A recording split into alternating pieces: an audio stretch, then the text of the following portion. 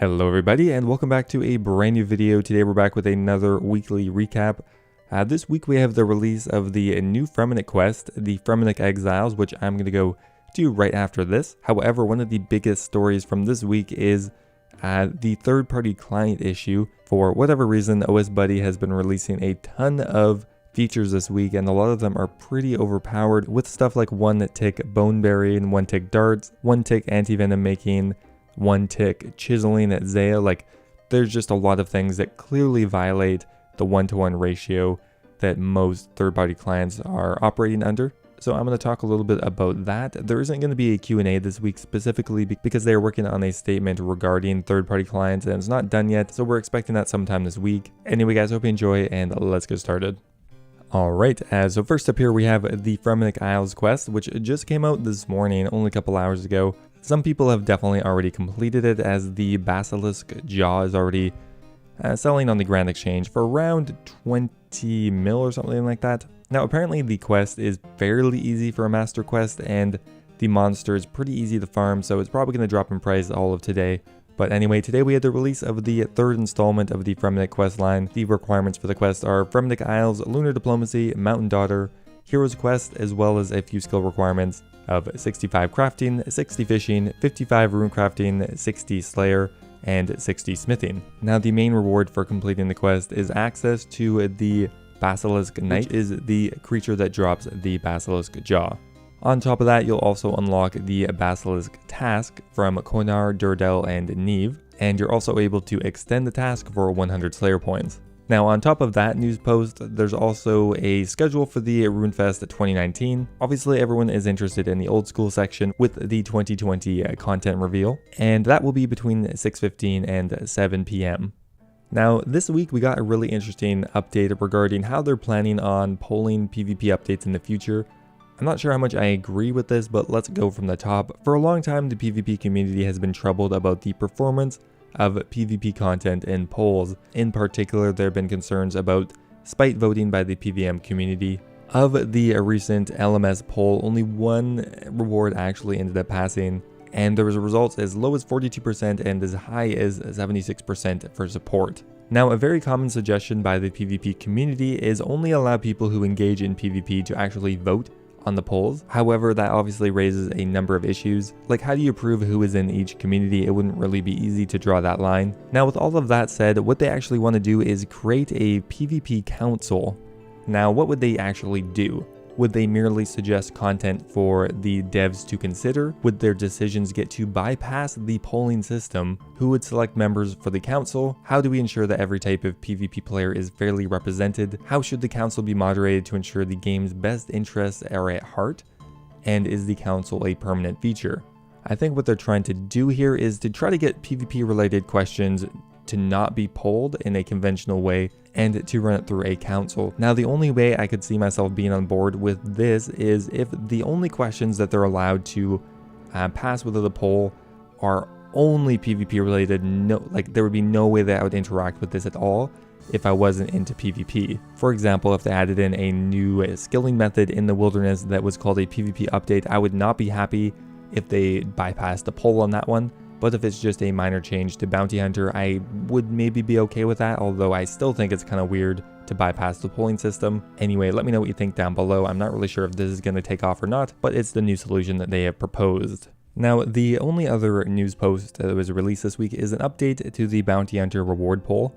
There was an initial update on September 12th, but this week, September 25th, there was a few changes to some of the rewards that were being proposed. There's now an alternate design for the Ancient Warrior weapons, and they're looking to pull the rewards this Friday and will amend the poll question to match whichever design is preferred. The Dagon High robes have had their defense requirement reduced to 40, with their stats changed accordingly. The drop rate was also reduced. So for the Dagon High robe set, currently you'll need 70 magic and 40 defense to equip it, and it's dropped at a rate of 1 out of 256. Okay, and now the alternate design for the Ancient Warrior weapons. In the first design, each weapon would last for 1 hour of use before degrading to nothing.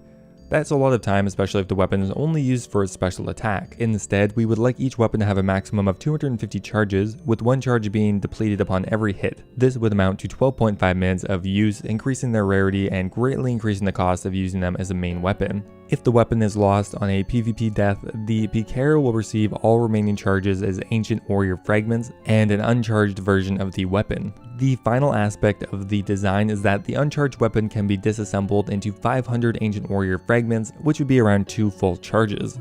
Now, there's also been a few changes to the Vesta Longsword special attack. In response to concerns around the attack being too powerful, we originally offered it with a special attack energy of 50%. However, this is actually a much larger nerf than it may seem. After careful consideration, we would like to offer the Vesta's Longsword with a special attack cost of 35%, meaning players can still only use it twice initially, but only need to wait 1 cycle before their 3rd attack. And that is pretty much it for content updates this week.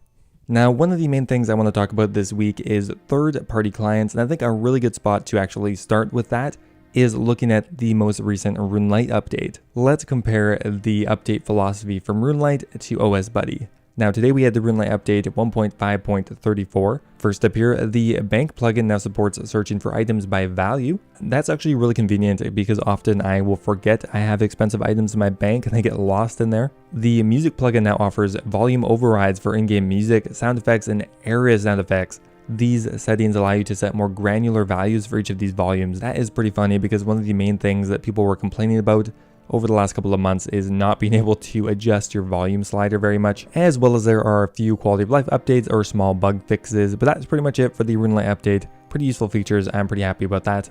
And now let's have a look at the osbuddy update. First up here we have one-click lighting logs. So all you have to do is left click on the log and it automatically will use it on the tinderbox for you and light the log.